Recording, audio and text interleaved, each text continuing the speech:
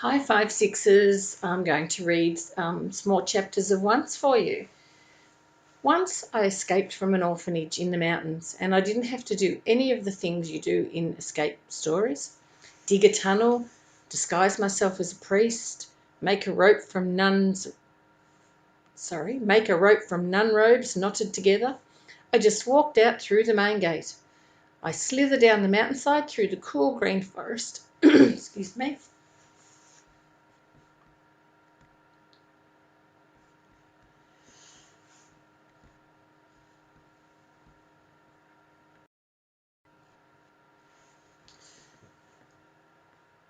Hi, year 5 6s.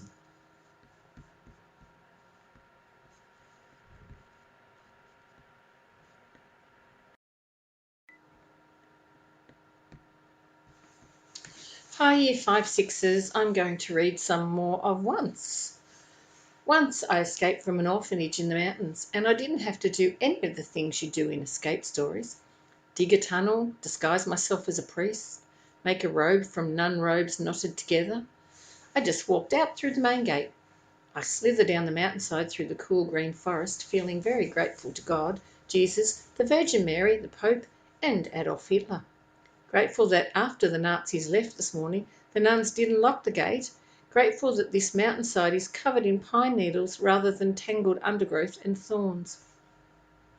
Mother Minka took us out on an excursion once to look for blackberries. Dodie got tangled in the thorns. He cried for his mum, but she wasn't there. Only me. Stop it.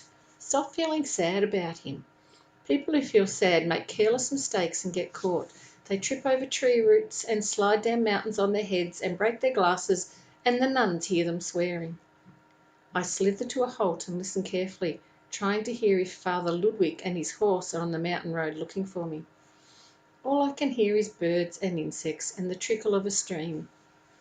I push my glasses more firmly onto my face.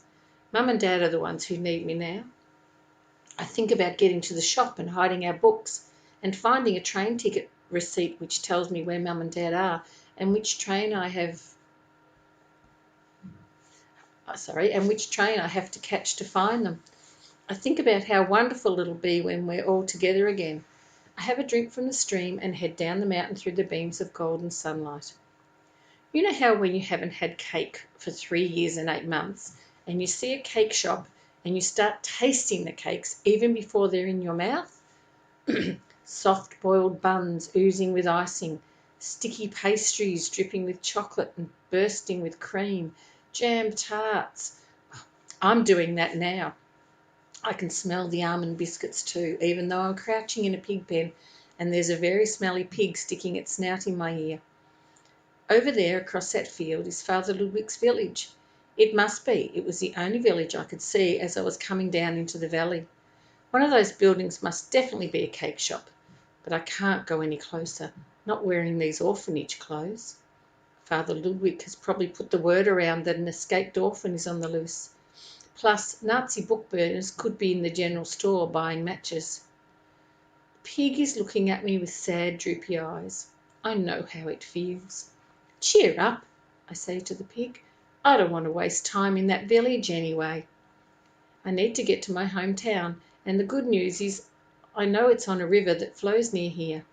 When Mum and Dad drove me to the orphanage in the bookshop cart, we travelled next to the river almost the whole way to the mountains. The pig cheers up. It snuffles the sore patches on my feet. You're right, I say. These orphanage shoes hurt a lot. I need to get some proper shoes from somewhere, ones that aren't made from wood, and some proper clothes and directions to the river. The pig frowns and I can see it's trying to remember where the river is. It can't.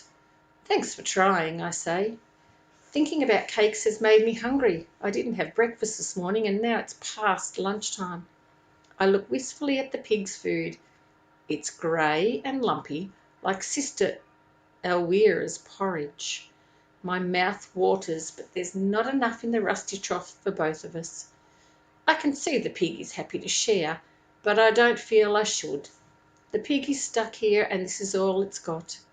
I'm lucky I can get food anywhere. I'm free. Thank you, God, Jesus, Mary, the Pope, and Adolf Hitler for answering my prayers. A house! I'm sorry I started doubting you while I was lost in the fields, and blaming you for the scorching sun and lack of puddles to drink. This is perfect. A house on a deserted road without any nosy neighbours or police stations close by. And on the wall next to the front door is one of those carved metal things that religious Jewish families in our town have on their houses. I knock. The door swings open. Hello, I call. Anyone at home? Silence. I call again, louder. Still no reply. I wish I had Mother Minka with me for advice about what to do next, but I don't, and I'm desperately thirsty, so I go into the house hoping the owners aren't deaf and unfriendly. Oops.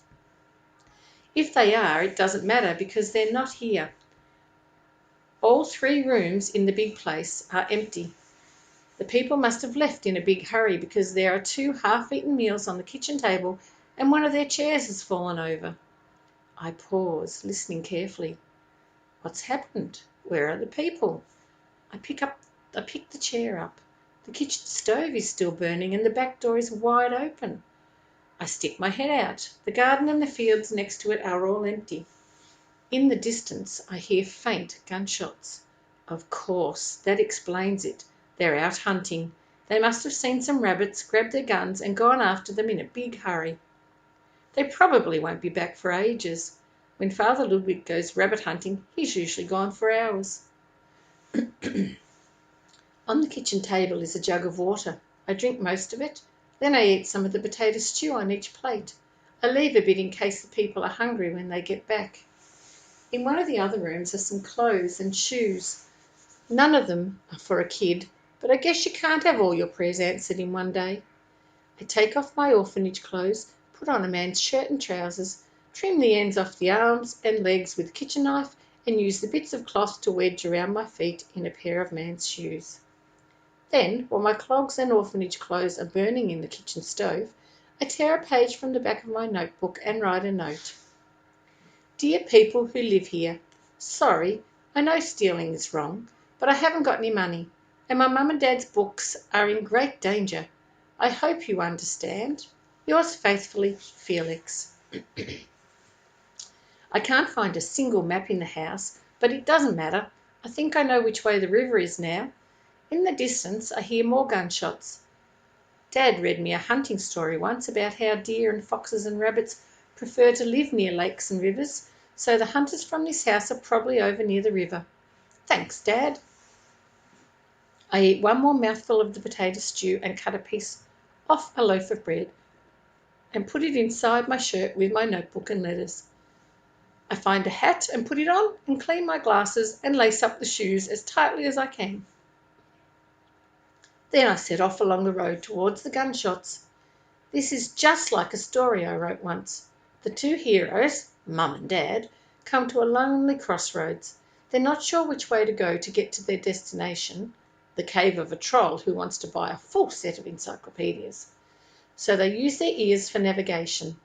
They listen carefully until, in the distance, they hear the troll noisily eating farm animals, and that tells them they have to turn left. I'm doing the same standing here at these crossroads. I'm listening really hard, but I'm having trouble hearing any more gunshots because here it's the countryside that's noisy. Birds chirping in the trees, insects chattering in the sunshine, fields of wheat rustling in the breeze. Sometimes real life can be a bit different to stories. I adjust my hat, which keeps slipping down over my ears. Wait a second. Over there. Gunshots. Thank you, God and the others. I head along a road that's wider than the last one. This one's got wheel tracks in the dust. Not the usual smooth cartwheel tracks with hoof marks between them. These are the jagged tracks of rubber truck tyres. I hope a truck comes along soon because now that I'm wearing ordinary clothes and I don't look like a runaway orphan, I can ask for a ride. A horse cart would be fine too. Anything to get me to the river and our town and our books more quickly. At last, a truck. I stand in the middle of the road and wave my hat. As the truck gets closer, I see it's a farm animal truck packed with people. They're standing in the back, squashed together. That's strange. They don't look like they've got many clothes on. Why would half-naked people be packed into a truck like that? I get it. They must be farm workers going on a holiday. They're so excited about having a swim in the river that they've undressed already. I don't blame them. This sun's really hot. I'm still waving, but the truck isn't slowing down. It's speeding up, driving straight at me. Stop! I yell.